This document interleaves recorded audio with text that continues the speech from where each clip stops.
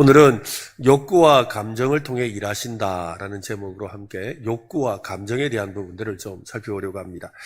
2014년이니까 지금으로부터 한 10년 전 이야기입니다. 새해 첫날 영국의 유명한 발레리나였던 질리안 린이라는 사람이 있었는데요. 이 사람이 대영 제국 훈장인 사령관 여기사가 됐습니다.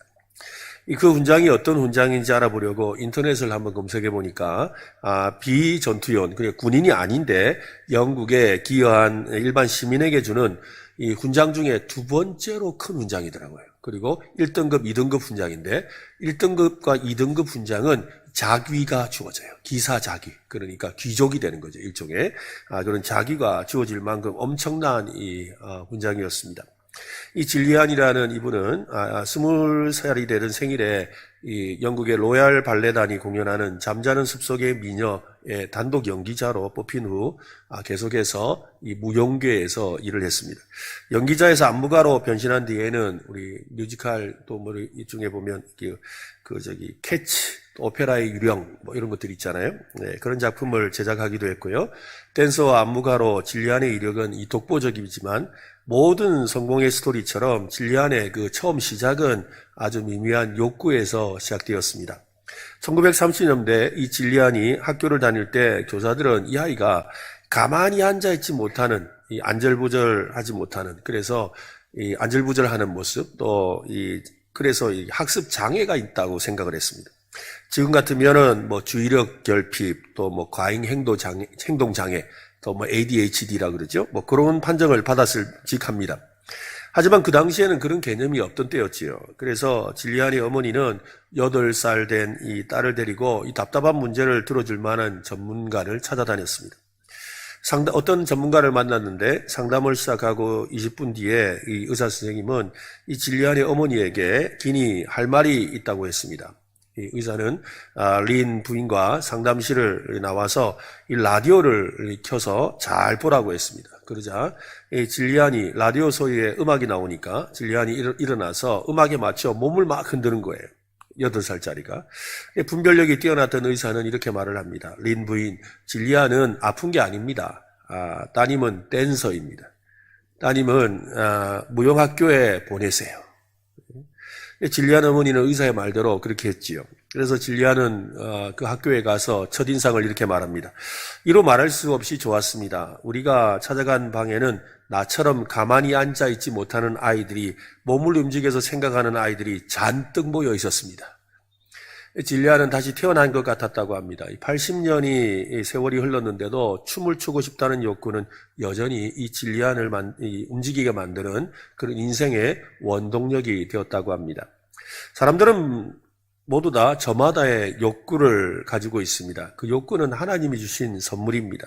우리 각자에게는 하나님이 주시는 욕구가 있지요. 미국의 심리학자인 아브라함 메슬로라는 사람은 이렇게 말합니다.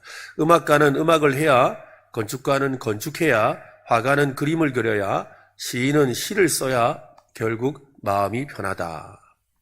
이 편하다는 말보다 자유롭다는 말이 더 합당할 겁니다. 내가 사랑하지 않는 일을 위해서 성공하느니 사랑하는 일을 하다가 실패하는 것이 더 낫다라는 말이지요. 참 맞는 말이에요. 그죠? 내가 사랑하지 않는 일을 위해서 열심히 살아서 결국 성공에 이르러도 마음에 기쁨이 없다는 거예요. 그런데 내가 사랑하는 일을 하다가 실패해도 마음에 기쁨이 있지요. 우리는 우리 안에 있는 진정한 욕구가 무엇인지를 발견해야 합니다. 질리안이 좋은 의사를 만나서 자신의 숨겨진 욕구를 발견한 것처럼 말이지요. 사실 여기 우리 중고등학생들이 와 있는데 가끔씩 아이들에게 물어보거든요. 야, 너 꿈이 뭐냐? 너 뭐가 하고 싶으냐? 라고 물어요. 그러면 요즘 아이들이 거의 대부분 몰라요. 하고 싶은 거 없는데요. 대부분 그래요. 너 뭐 하고 싶으니? 그러면 없는데요. 거의 그래요.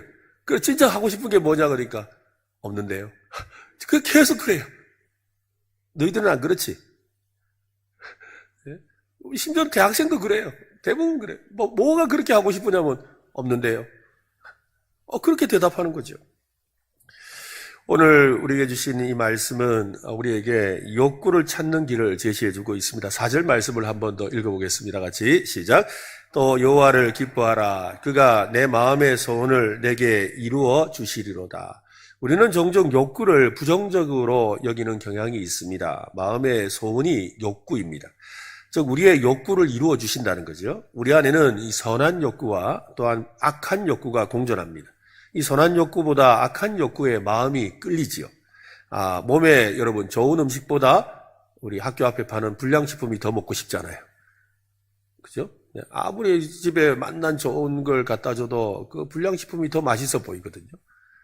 요즘엔 불량식품은 다 없어져서, 그죠? 학교 앞에 이렇게 이렇게 어디서 만드는지도 모르는 그런 과자나 이런 게 더 마음에 관심이 간다는 거지요. 또 몸에 나쁜 줄 알지만 그게 더 맛있어요. 그렇지 않습니까? 네. 그게 더 맛있어요. 참 이상해요. 몸에 좋은 건 잘 안 먹고 싶고, 몸에 나쁜 건 그렇게 먹고 싶은 게 사람의 마음이라는 거죠. 우리 안에는 악한 욕구가 있습니다. 우리는 악한 욕구를 십자가에 못 박아야 하지요. 하나님은 우리 안에 선한 욕구를 아주 정화하고 강화해서 이 창조적인 목적에 알맞게 사용하기를 원하십니다. 이것을 구원받은 욕구라고 합니다. 그러니까 우리의 마음에 있는 욕구가 구원받지 않으면 자기의 욕심대로, 또한 세상 사람들의 욕심대로, 또 마귀의 욕심대로 살게 되죠. 그런데 우리가 예수 그리스도를 통하여 우리의 욕구가 거듭나게 될 때, 그때 하나님의 영광을 위해서 진정한 기쁨과 만족을 위한 삶을 살게 된다는 겁니다. 창세기에서 하나님은 7번씩이나 뒤로 물러나서 눈앞에 펼쳐진 하나님이 직접 만드신 창조물을 보며 감탄하고 좋아하셨죠. 매 일마다, 그죠? 보시기에 좋았더라. 여러분, 보시기에 좋았더라고 할 때 하나님의 표정을 한번 생각해 보세요. 그냥 만들고 나서 보았다, 좋다, 이런 거 아니죠? 여러분, 하나를 뭘 만들고 나면 어떻게 해야 돼요? 이걸 감상하기 위해서 어떻게 합니까? 조금 떨어지잖아요. 그죠? 누구나 그런다고요. 이렇게 뭘 조그마한 차락으로 만들고 나서도 어떻게 합니까? 참 잘 만들었네. 그죠? 참 잘 만들 일 안 한다고요. 그처럼 하나님도 그 만드신 세상을 향해서 조금 뒤로 뒷걸음치시고는 좋았더라. 좋았더라. 그죠? 사람을 만드시고는 심히 좋았더라. 라고 하셨다는 거죠. 여기서 좋다라는 반응이 나오지요. 이 좋다라는 반응은 하나님의 감정이지요. 하나님의 첫 번째 감정이 좋다라고 표현되었습니다. 이 좋다라는 말의 히브리어는 토부입니다. 이루 말할 수 없는 기쁨이란 뜻이에요. 이루 말할 수 없는 기쁨. 좋아서 기쁘다는 거예요. 순수한 기쁨이죠. 하나님은 우리 안에 이 좋다라는 말 속에 있는 말할 수 없는 기쁨이 흘러넘치기를 원하십니다. 그래서 하나님은 좋으신 분입니다. 하나님은 선하신 분입니다. 그 선하신 분이 우리에게 좋은 것을 주시려고 해요. 기쁨이 넘치게 하기를 원하신다는 거죠. 하나님은 우리가 하는 일과 그 결과에 대해서 즐기는 삶을 살기를 바라십니다. 하나님은 우리가 세상을 즐기기를 원하세요. 우리가 하나님의 창조하신 사람들을 보며 기뻐하기를 바라시지요. 근데 우리가 이렇게 즐긴다는 말을 하면 우리 속에 즐기다라는 단어가 딱 박히면 어디 요트 타고 어디 놀러 가는 거? 아니면 어디 여행 가는 거? 또 아니면 친구들이랑 모여가지고 어디 마시고 즐기는 거? 이렇게 생각하는 게 딱 박혀 있어요. 근데 사실은 그것보다 더 놀라운 재미는 많거든요. 그것보다 더 재미있는 일은 더 많아요. 그런데 우리는 이 세상적인 이 즐거움이란 것에 딱 선입견을 가지고 있는 거죠. 그런데 여러분, 오늘 여러분의 심령에 성령께서 진짜 즐거움이 뭔지를 깨닫게 해주시기를 바랍니다. 그죠? 하나님 우리에게 주신 진짜 즐거움을 깨달아야 되는 거예요. 하나님은 우리에게 즐기기를 원하신다는 겁니다. 우리가 하나님의 창조하신 사람들을 보며 기뻐하기를 원하시죠. 무엇보다 우리가 하나님 안에서 자기 자신을 보고 기뻐하기를 원하세요. 나를 보고 기뻐하기를 원한다고요. 어떤 분이 말합니다. 당신이 하나님을 얼마나 즐거워하는지를 말해주면 당신이 얼마나 영적으로 성숙한 사람인지를 내가 알려주겠습니다. 지금 무슨 말입니까? 내가 하나님을 얼마나 즐거워하느냐가 내 신앙이 지금 어떤 상태인지를 보여준다는 거예요. 자, 여러분 하나님을 즐거워하세요? 하나님을 즐거워합니까? 하나님으로 기뻐하십니까? 아까 기뻐하며 할 때 이랬습니까? 이렇게 막 힘차게 쳤습니까? 아니면 어떻게 하셨는지 나중에 우리 설교 끝나고 또 이 찬양 부를 건데 마침 오늘 그 찬양 같은 찬양을 이렇게 부르게 되었는데 여러분 우리의 마음에 기쁨의 역사가 일어났으면 좋겠습니다. 하나님은 성경 말씀을 허드렛 일로 여기는 것을 가장 싫어하시지요. 성경을 읽고 배우는 것을 여러분 기뻐해야 합니다.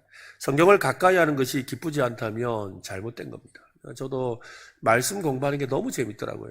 말씀 공부하는 거. 너무너무 말씀 공부하는 게 재밌어서 아마 목사가 됐는지도 모르겠어요. 물론 소명이 있어서 물론 부르심을 받았지만 성경 공부하는 게 제일 재밌더라고요. 그래서 이 책, 저 책, 재미난 책 많은데 제일 재밌는 책은 성경 공부 책이었어요.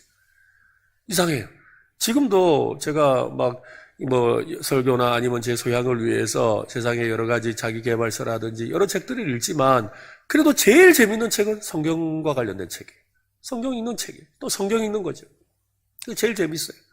요즘에 리딩 지저스 해가지고, 그죠? 우리 중고등부 학생들도 다 참여하는데, 진짜 많이 하시거든요. 지금 현재 한 300 몇십 명이 지금 이 리딩 지저스를 지금 하고 있는데, 제가 모든 방에 다 들어가 있거든요. 그 방이 29개 방이 있어요. 29개 방이 있는데, 그 방마다 카톡 하면서 아멘, 완독했습니다. 올라올 때 보면 얼마나 좋은지, 그리고 또 곳곳에 그 받은 은혜들을 간증하는 모습이 얼마나 은혜스러운지 몰라요. 여러분, 하나님을 가까이 하는 것. 하나님을 가까이 하는 것이 바로 말씀을 가까이 하는 것입니다. 그리고 하나님으로 인하여 기뻐하는 것이 바로 그분의 말씀으로 기뻐하는 것입니다. 하나님의 말씀을 읽으면 기쁨이 넘칩니다. 큰 기쁨을 주시죠. 하나님을 전심으로 사랑하려면 분명히 우리의 삶에 수고가 따르게 되어 있습니다. 그것이 바로 사랑의 수고인 순종인 거예요. 예수님은 산상수훈에서 우리가 어길 수 없는 초자연적인 순서를 우리에게 말씀하셨는데요. 마태복음 6장 33절입니다. 같이 한번 읽어보겠습니다. 그런즉 너희는 먼저 그의 나라와 그의 의를 구하라. 그리하면 이 모든 것을 너희에게 더하시리라. 이 구절을 거꾸로 읽는 사람들이 있지요. 이 모든 것을 더해 주시면 그의 나라와 그의 의를 구하라. 먼저 이것을 다 채워 주시면 그의 나라와 그의 일을 구하라고 거꾸로 읽는 사람이 있다는 거죠. 우리는 세상에서 가질 수 있는 것을 모두 소유한 뒤에 하나님을 찾고 싶어 하지요. 하지만 그렇게는 안 됩니다. 하나님은 두 번째나 세 번째, 또 10번째로 찾으면서 자기의 마음의 소원을 해결해 달라고 우리가 거할 수는 없습니다. 하나님을 먼저 찾는다는 것은 주님 안에서 즐거워하는 것입니다. 하나님을 먼저 찾는다는 것은 처음과 끝을 하나님께 맡긴다는 거지요. 하나님을 먼저 찾는 것은 내 인생에서 하나님의 음성을 가장 크게 듣는 것입니다. 사도 바울은 그렇게 고백했지요. 예수 그리스도를 아는 지식이 내게 가장 고상하다. 그죠? 예수 그리스도를 아는 지식이 내게 가장 고상하다. 그렇게 해야 하나님은 우리에게 욕구의 언어로 말씀하시는 겁니다. 하나님은 우리의 욕구를 바꾸고 강화하고 또 새로운 욕구를 허락하시죠. 그래서 우리 안에 진짜 즐거워할 만한 일들을 찾아주시는 거예요. 여러분, 그래서 이 학생 시절에 예수를 잘 믿어야 돼요. 그리고 성경 말씀을 잘 배워야 돼요. 그러면 자신의 인생의 미래에 대한 진짜 꿈을 발견해요. 그리고 하나님 주시는 비전도 발견하죠. 이것도 학생들뿐만 아니에요. 우리 성도님들도 마찬가지예요. 진짜 기쁜 일이 뭔지를 알게 되는 거예요. 그래서 그 기쁜 일에 내 평생을 바치게 되죠. 내 남은 인생을 바치게 되는 거예요. 오늘날 이 시대는 그저 인생 이모작이라 그러잖아요. 전방에는 내 뜻이든 부모 뜻이든 어떻게든 직장 생활을 하다가 이제는 은퇴하고 나면 내가 일한 만큼의 시간을 또 살아야 돼요. 대부분이 그렇게 살게 되어 있어요. 근데 그 남은 시간을 어떻게 살아가느냐는 게 너무 중요하죠. 사실 오늘날 이 시대가 참 과도기입니다. 왜냐하면 그전에는 이런 걸 고민할 필요가 없이 웬만하면 돌아가셨거든요. 그랬는데 지금은 웬만하면 오래 사세요. 은퇴하고도 20년, 30년을 산다고요. 그런데 이때까지 없던 일이죠. 예전에는 은퇴하고 그냥 시험은 치면 됐어요. 교회에서도 은퇴하면 그냥 원로 취급받으면 있으면 됐어요. 근데 이제는 아니에요, 여러분. 세상이 달라졌어요. 그런 세상에 우리가 살고 있다고요. 하나님의 은혜와 하나님의 말씀에 대해서 우리가 제대로 알고 하나님의 기쁨을 발견하면 내 인생의 남은 생애를 어떻게 즐겁게 살아갈지를 알게 되는 거예요. 소원하기는 여러분의 인생에 하나님이 기쁨을 주셨으면 좋겠습니다. 그죠? 살아갈 기쁨을 주셨으면 좋겠어요. 하나님 우리에게 그 기쁨을 주신다는 거예요. 그리고 그 기쁨을 추구하는 욕구를 우리에게 주셨다는 겁니다. 여러분, 하나님이 주시는 그 기쁨을 누리시기를 간절히 바랍니다. 수세기 전에 교회에서는 이 죄를 결정하는 시금석이 있었습니다. 이 당신은 그것을 즐겼는가? 즐겼다면 죄를 지은 것이다 라는 거였죠. 이 금욕주의가 아주 팽배해 있었습니다. 금욕주의를 경건의 참모습으로 착각한 결과입니다. 이러한 이 금욕주의는 실제로 우리 한국 기독교에도 꽤 영향을 많이 주었습니다. 왜냐하면 이 초창기에 우리나라에 들어왔던 이 장로교 출신의 이 선교사님들은 대부분 이 청교도의 영향을 많이 받았거든요. 청교도의 영향을 많이 받다 보니까 우리에게 와서 좋은 영향도 많이 주었죠. 왜냐하면 막 술 먹고 담배 피고 막 그다음에 또 허랑방탕하게 하고 도박하던 그런 사람들에게 예수 그리스도의 복음을 전하고 복음에 합당한 삶은 자신을 정결하고 거룩하게 사는 삶이라는 것. 그러니까 청교도적인 그런 이 근검전략하며 또 부진을 하고 성실하게 사는 삶이라는 걸 가르쳐 주어서 그 덕택에 기독교가 이렇게 세상 가운데 좋은 영향을 미치며 한국 사회에 뿌리내리게 되었어요. 참 잘한 일입니다. 근데 그와 아울러서 지나치게 금욕적인 것, 그러니까 즐기면 안 된다고 생각하는 영향들이 생겨나고 있어요. 그래서 그 영향이 어디까지 왔느냐면 예배 중에 웃으면 안 된대요. 예배 중에 옆 사람들과 함께 인사하면 안 된대요. 예배 중에 박수 치면 안 된대요. 그게 다 그런 영향이에요. 그래서 일부러 옆 사람과 인사하라고 해도 끝까지 안 하는 그런 장로님도 계시고, 제가 예전에 사회 갈 때 교회 그랬어요. 옆 사람 인사를 해도 절대로 안 합니다. 절대로 안. 옆 사람도 안 쳐다봐요. 가만히 한번 쳐다보세요. 그리고 뭐 이렇게 어떤 부분에 있어서 우리가 우리 교회는 찬양 끝나가는 하나님께 영광의 박수 치잖아요. 박수 한번 쳤다가는 목사님 박수 치면 안 돼요. 큰일 나요. 예? 그리고 뭐 이렇게 설교 중에 저도 뭐 이렇게 뭐 특별히 설교 중에 제가 뭐 농담이라는 걸 잘 안 하지요. 안 하는데 뭐 이렇게 좀 가십적인 이야기를 좀 웃기는 이야기를 하면 목사님 설교에 그런 거 하면 안 돼요. 그렇게 이야기하시는 거죠. 여러분, 이 금욕주의가 하나님이 주신 거 아니에요. 금욕주의가 경건의 참모습이 아니라고요. 우리는 주님 안에서 기뻐해야 합니다. 기뻐 뛰며 즐거워해야 합니다. 그게 예배예요. 그게 우리가 해야 될 일이에요. 여러분 한번 생각해 보세요. 애 늙은이라고 말 아시잖아요. 애 늙은이. 뭐예요? 우리 조그마한 유치원생이 와가지고 어른스럽게 하고 아이고 안녕하십니까. 아이고 참 좋으신다. 참 잘합니다. 그래야지요. 그거 얼마나 웃겨요. 하나님 앞에서 우리가 무슨 무게를 잡을 수가 있겠어요? 하나님 앞에서 1살짜리나 하나님 앞에서 100살 된 신분이나 그냥 다 보기에 다 그냥 그냥 하나님의 피조물이죠.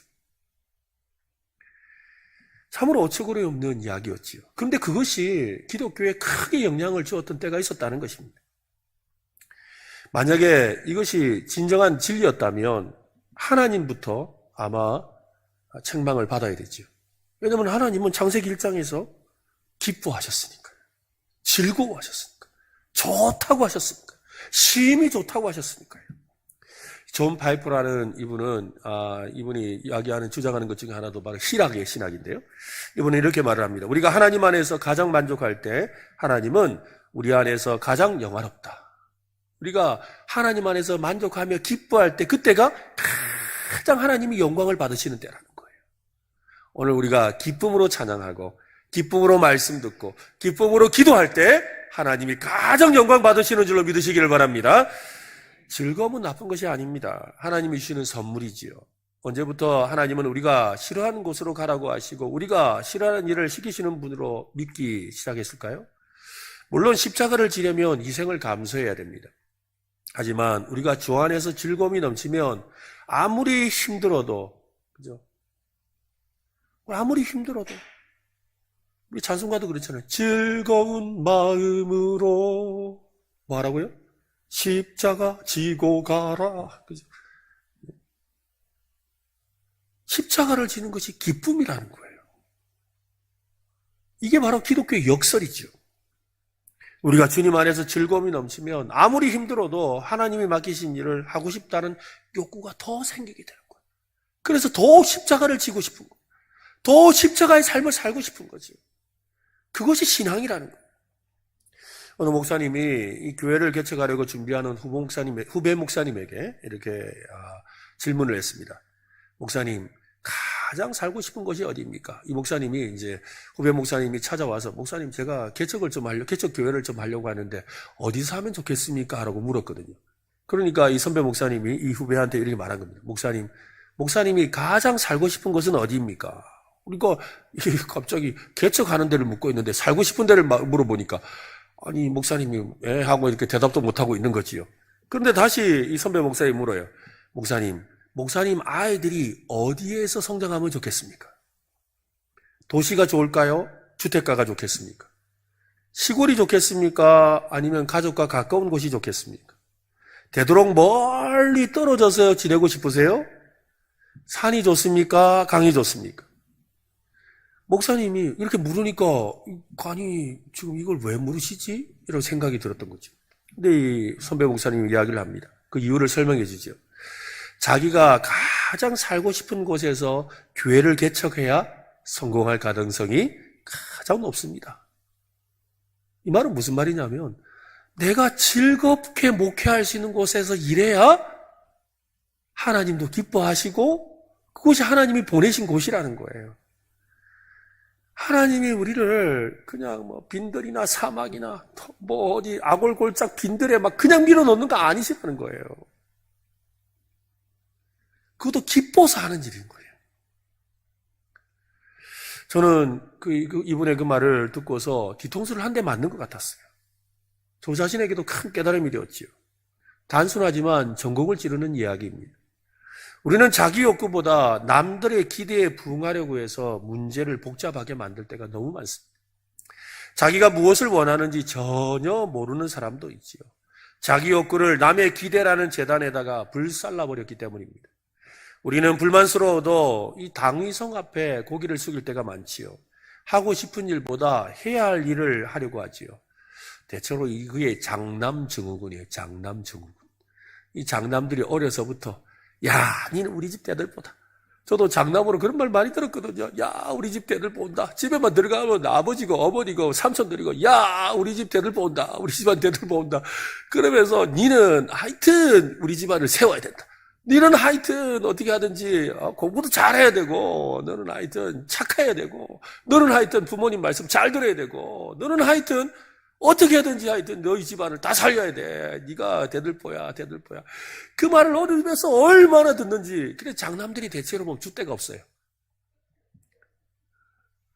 그리고 막내들은 그런 부담이 없어 놓으니까 자기 욕심 가지고 하고 싶은 대로 다 하고 장남들이 어정쩡하게 살거든요. 이 장남 증후군이에요. 자기가 없는 자기 욕구를 그냥 어려서부터 제한받고 살은 거죠. 사실 저도 그렇게 살아갈 수밖에 없는 인생이었어요. 그랬는데 하나님께서 저를 강권적으로 부으셔서 이 목사를 하게 하셨어요. 저희 집사람이 한 날 그러더라고요. 저의 인생을 가만히 이제 와서 살펴보니 어느 날 그러더라고요. 여보, 하나님이 당신을 불러서 목회자로 세운 것이 하나님의 복이에요. 안 그랬으면 당신도 그 장남 완전히 눌려가지고 그래 살았을 거예요. 근데 그걸 뿌리치고 뛰쳐나온 게 하나님 복이에요. 진짜 그런 거죠. 하고 싶은 일보다 해야 할 일에 우리가 사로잡혀 살 수 있는 거예요. 안타까운 것은 마지못해 그 일을 하면서 주님의 기쁨을 느낄 수 없다고 슬퍼하죠. 제일 안타까운 게 있어요. 그게 뭔지 아세요? 부모님이 어려서부터 니는 목사 되라 한 사람들. 자기는 목사 죽어도 싫거든요. 그런데 니는 목사 돼야 된다. 그러고 교회 빠지면 네가 목사 될래가 교회를 빠지면 어떡하냐. 그러고 또 갑자기 너 왜 신학교를 하고 일반 학교를 가냐. 니는 목사 돼야 된다. 무슨 일만 해도 너는 목사 된다. 그러니까 그러면 목사 싫어서 안 한다고. 목자도 말하지 마세요. 이러면서 뛰쳐나갔는데 마음속에 뭐요? 하는 일이 잘 안 돼요. 왜 안 될까요? 자기가 하고 싶은 일이 뭔지를 모르게 된 거예요. 그냥 부모의 말에 반항은 하는데 그런데 내가 뭘 해야 될지를 모르니까 뭘 잘 나가다가도 마음이 불안해요. 왠지 잘 나가면 벌 받을 것 같아요. 그러다 망하는 거예요. 그러다가 이걸 해도 안 되고 저것도 해도 안 되니까 나중에 50 넘고 60 넘어가지고 그때 목사가 되는 거예요. 그때 목사가 되었는데 기쁨이 하나도 없죠. 기쁨이 하나도 없어요. 여러분, 이게 단순하게 목사님들만의 이야기가 아니에요. 우리 자신 안에 있는 실제로 일어나는 일들이죠. 우리가 슬픈 것은 잘못된 음성을 듣고 있기 때문이라는 거예요. 이 프레드릭 뷰큐너라는 분은 올바른 음성을 듣기 위해서는 이 사회와 무의식과 이기심에서 등을 돌리거나 귀를 막아야 된다라고 합니다. 이 세 가지. 사회에 대한 소리, 또 우리의 무의식 속에서 들려오는 소리, 그리고 이기심에서 귀를 막아야 된다는 거예요. 그렇지 않으면 그곳에서 들려오는 소리가 우리 인생에서 가장 크게 들리는 음성이 될 것입니다. 직업을 선택할 때 귀담아 들어야 될 음성은 들으면 안 된다고 생각했던 음성이에요. 실제로. 바로 나 자신의 즐거움이라는 음성이죠. 우리가 가장 즐겁게 할 수 있는 일이 여러분 무엇입니까? 물론 죄를 짓는 것을 제외하고 말이죠. 가장 즐거운 일이라면 좋은 일이고 우리가 해야 될 일입니다. 그것이 바로 하나님의 일이라는 거예요. 오늘 우리 학생들, 우리 대학생들, 청년들, 내가 가장 하고 싶은 일이 뭔지를 한번 생각해 보세요. 어떤 일의 전문가로 성공하기 위해서 여러분, 재능이 중요할까요? 열정이 중요할까요? 재능과 열정 중에 어느 게 중요할까요? 이 데니엘 헬러라는 박사가 11년 동안 뛰어난 음악 전공자 450명을 대상으로 조사를 했습니다. 시간이 흐를수록 재능보다 열정이 더 중요하다는 걸 발견했답니다. 음악적 열정이 있는 학생들은 더 큰 위험을 감수하고 고난을 이겨내는 내적인 동기를 얻고 계속 자기를 발전시키는 거죠. 열정은 결국 재능을 이기더라는 거예요. 그런데 재능만 있는 친구는 열정이 없으니까 금방 식어버리더라는 거예요. 그러니까 그 있는 재능도 그냥 고만한 데서 끝나더라는 거죠. 근데 열정이 계속 솟구치는 사람은 계속 발전해 가더라는 거죠. 사실 목회도 마찬가지죠. 저 목사니까요. 목회도 마찬가지예요. 설교도 재능이 아니라 열정으로 해야 되는 거죠. 어떤 사람은 재능이 있어 설교할 수 있어요. 근데 열정이 없죠. 근데 어떤 사람은 재능은 좀 부족한데 열정이 있어요. 근데 그 열정이 끊임없이 재능을 개발하게 만드는 거죠. 목사로서 지금 얼마나 재능이 있느냐보다 얼마나 열정이 있느냐가 더 중요하죠. 그처럼 여러분의 삶에도 내가 지금 하고자 하는 그 일, 또 내가 지금 하고 있는 그 일에 대해서 얼마나 재능이 있느냐보다 내가 얼마나 열정이 있느냐를 한번 생각해 보라는 거예요. 이것이 중요하죠. 그러니까 내가 열정적으로 할 수 있는 일을 찾아야 되는 거예요. 그 열정이 꺼지지 않고 계속 불타오르고 있느냐가 그 삶을 판가름하는 것입니다. 사랑하지 않는 일을 하고 살기에는 인생이 너무 짧다라고 어떤 분이 말했습니다. 사랑하는 일을 찾아서 살아야 한다는 거죠. 이왕이면 재능과 열정이 교차하는 지점을 찾아내야 되죠. 하나님이 주신 재능을 찾으면 최고의 역량을 발휘할 수가 있습니다. 그런 재능과 열정이 겹친 곳이 바로 가장 최적점이겠지요. 사실 저는 재능은 별로 없어요. 네, 저는 원래 여러분 안 믿겠지만 이렇게 설교하러 서는 걸 굉장히 두려워합니다. 안 믿으시죠? 근데 한 5,000명 앞에서 설교하고 나니까 그 다음부터는 5,000명 안에는 서줘요. 근데 엄청 떨어요. 걱정하고 부담이 되죠. 그런데 설교가 재밌어요. 즐거워요. 성경을 공부하는 것이 너무 재밌어요. 그리고 저는 제 설교를 다 이렇게 치거든요. 그래서 그냥 누구라도 들고 가면 그대로 읽으면 될 정도로 칩니다. 어떨 때는 그냥 그 설교문을 책으로 만들기도 하죠. 그만큼 쓰는 거예요. 그리고 어떤 이제 후배 목사님들한테 원고를 쓰라 그러니까 나 썼는데 그래. 그거 쓴 사람 거하고 제 거하고 비교해보면 다르지요. 왜냐하면 저는 그대로 써 있으니까요. 근데 그걸 쓰는 작업이 굉장히 힘들고 어려워요. 그런데 저는 그게 힘들지 않아요. 매일 새벽기도 마치고 목양실에 올라가서 거기에서 2시간씩 앉아서 말씀을 보고 책을 읽고 설교 준비하는 거, 저는 그게 그냥 매일 하는 일이기 때문에 그게 그렇게 부담스럽지 않아요.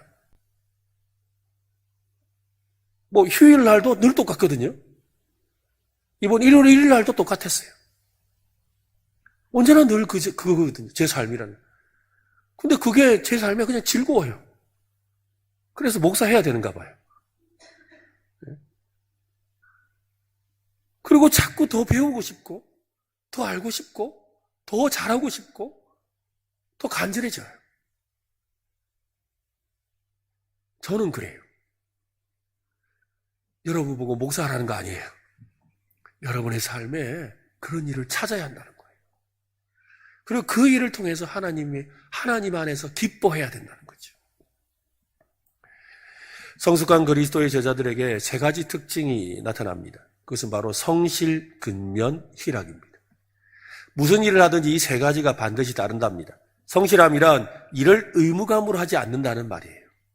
즐거움이란 일을 하면서 휘파람을 분다라는 뜻이래요. 그죠? 휘파람 부는 사람은 즐겁게 하는 거잖아요. 그죠? 맞잖아요.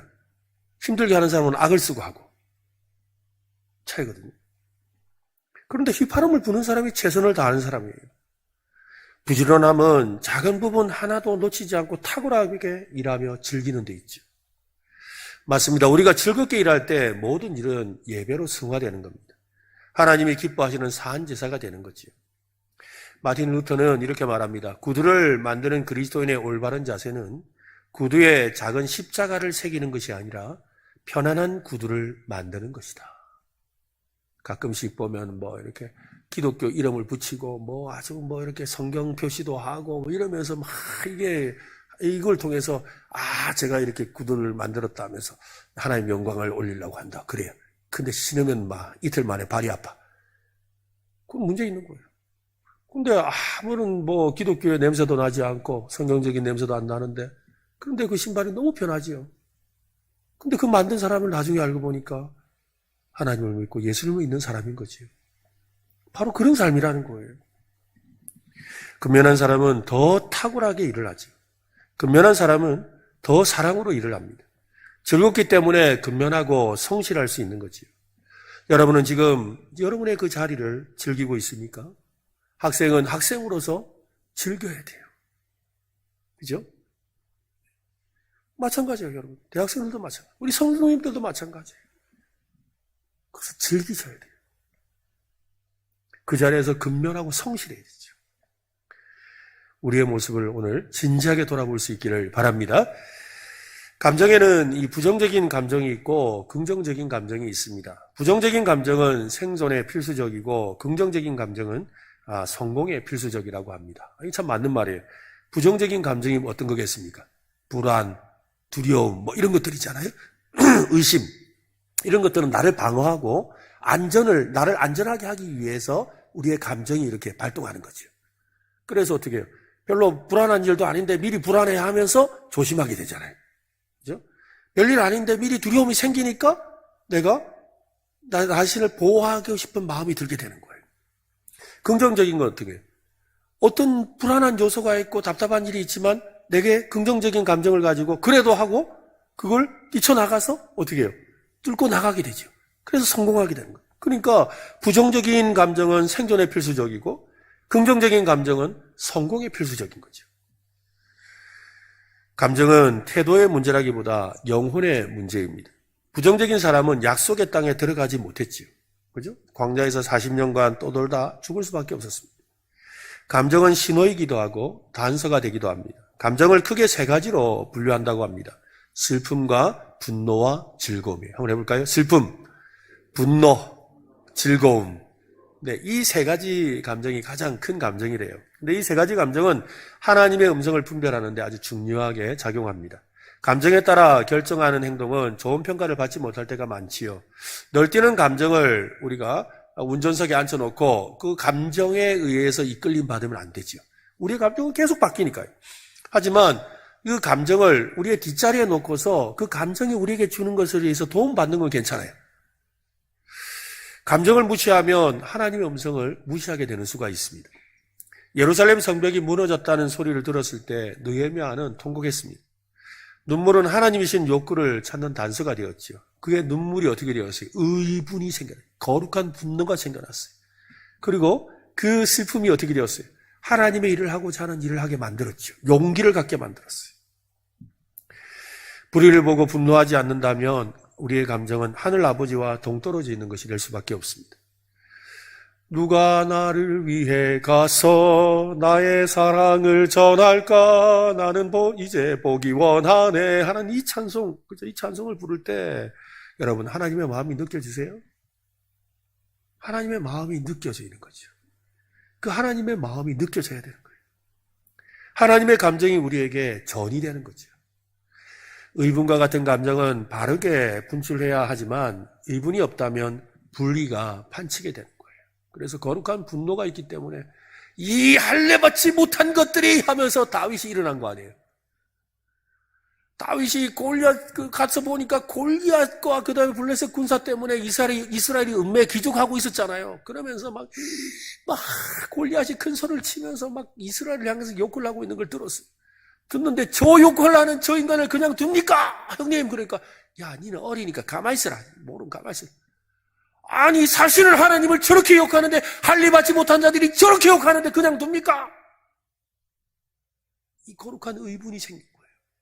이 거룩한 의분이 다윗으로 하여금 골리앗과 싸우게 만들었고 골리앗을 이기게 만들었고 전쟁에 승리하게 만들었고 하나님의 영광을 드러내게 만들었던 거죠. 하나님은 우리가 흘리는 슬픔의 눈물, 기쁨의 눈물을 통해서 말씀하실 때가 많습니다. 감정은 전이 되지요. 옆에서 누가 웃고 있으면 같이 웃게 되고 누가 울고 있으면 같이 울게 되고 누가 분노하면 덩달아 분노하게 됩니다. 하나님의 마음이 상할 때는 우리의 마음도 상해야 하고 하나님의 심장이 뛸 때는 우리의 심장도 뛰어야 합니다. 슬픔의 음성이든 분노의 음성이든 즐거움의 음성이든 그런 감정을 느낄 때 우리는 무시하지 말아야 돼요. 사실은 우리는 하나님의 음성을 듣고 싶어 하지만 하나님은 우리에게 음성보다 먼저 우리에게 말씀하시는 건 우리의 감정이에요. 우리의 감정을 자극하시죠. 그래서 여러분 찬양 시간에 말씀 듣는 시간에 기도하는 시간에 우리의 감정이 반응을 해요. 그래서 기뻐하기도 하고 이유를 알 수 없는 눈물을 흘리기도 하고 마음의 용기가 솟구치기도 하고 마음의 평안이 찾아오기도 하는 것, 그게 바로 하나님의 음성이에요. 하나님이 우리에게 말씀하시는 거예요. 하나님은 그런 감정을 통해서 우리에게 말씀하시는 거죠. 실제로 하나님의 구체적인 음성보다 감정을 통해서 우리에게 말씀하시는 경우가 훨씬 많습니다. 요즘에도 보면 이 교회 오랜만에 나오거나 처음 나오신 분들이 교회 예배당에 왔다가 그런 이야기를 가끔씩 하신다고 저한테 들려오거든요. 아유, 이상하게 눈물이 났다고.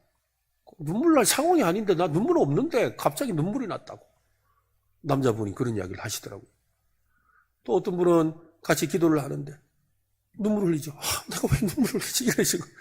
같이 그냥 기도했는데 내가 왜 눈물 나지? 왜 눈물이 나겠어요? 하나님의 눈물을 주신 거잖아요. 하나님의 기쁨을 주시는 거예요.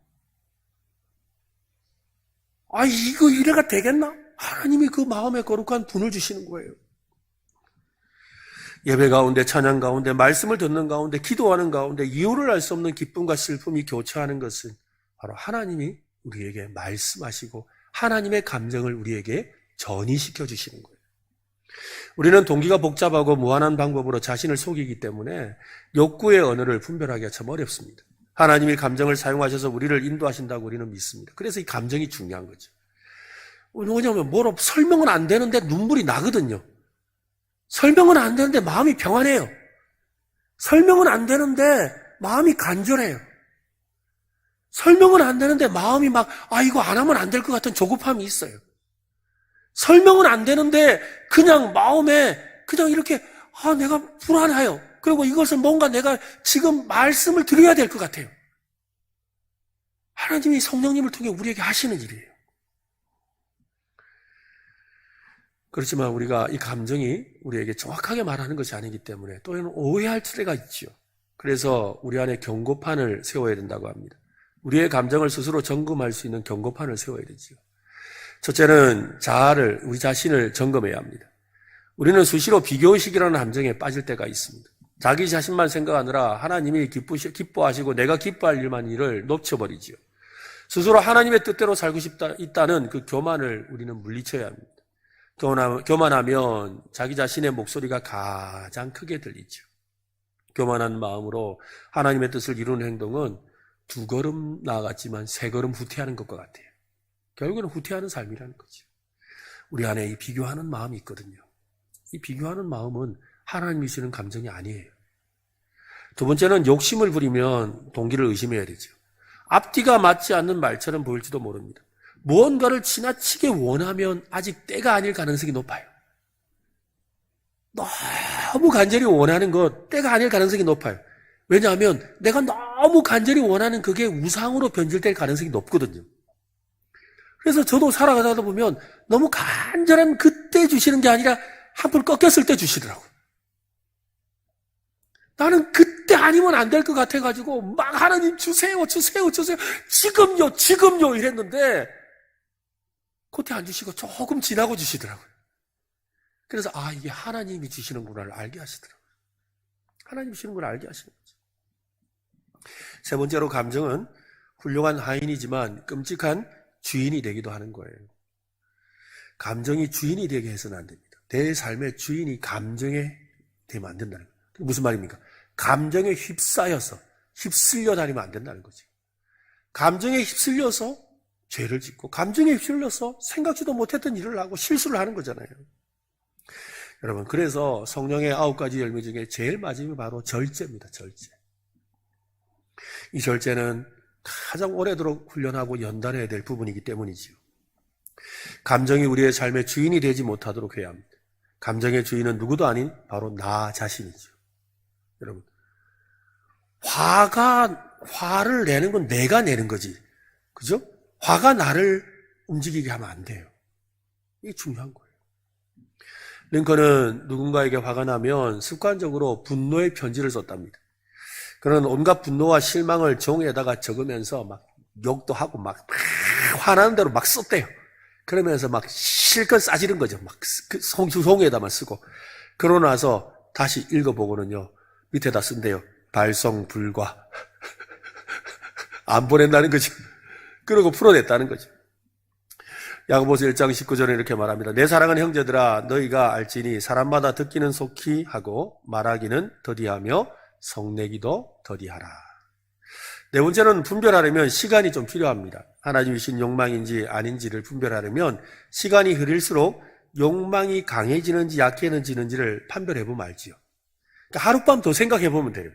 그때는 너무 하고 싶고 갖고 싶었어요.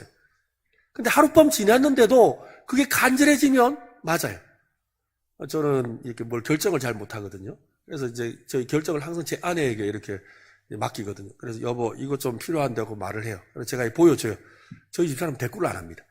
대꾸를 안 해요. 근데 알아요. 왜냐하면 다음날 와서 내가 한 번 더 꺼내 보여주면 그때 한번 봐줘요. 그러고 나서도 또 대꾸를 안 해요. 그럼 아니 그래도 좀 봐줘야지 그래요. 그러면 또 다음날 와서 내가 또 보여주면 사세요. 그래요. 아니 왜? 그러고 3일째까지 당신이 말하면 그건 당신이 꼭 필요한 거더라고요. 그런데 그때 첫날 이야기하고 나서 다음 필요 없는 거는 당신이 다음날 말 안 해요. 근데 며칠째 계속 말하는 건 진짜 필요한 거더라고요. 맞아요, 여러분. 시간이 지날수록 그것이 욕구가 되고 계속 갖고 싶은 욕망이 생긴다라는 건 간절함이 있는 거예요. 간절함이 있는 거예요. 그냥 기분 따라서 그냥 했다가 후회될 일 참 많잖아요. 그런 일도 우리 많이 하지 않습니까? 시간을 두고 욕구가 강해지는지 약해지는지를 점검해 봐야 됩니다. 우리의 욕구와 감정은 서로 연결되어 있습니다. 욕구가 감정을 분출하도록 자극하기도 하고 감정이 욕구를 끌어올리기도 합니다. 하나님은 우리에게 욕구라는 선물과 함께 감정이라는 선물도 주셨어요. 하나님은 우리가 욕구가 선한 곳에 사용되길 바라시죠. 우리의 감정이 자신과 이웃과 하나님 나라를 위해 선하게 사용되기를 간절히 바라시는 겁니다. 오늘 우리 안에는 욕구와 감정에 대해서 진지하게 돌아볼 수 있기를 바랍니다. 그리고 욕구와 감정의 열매는 언제나 기쁨과 즐거움과 환희가 되어야 되는 거예요.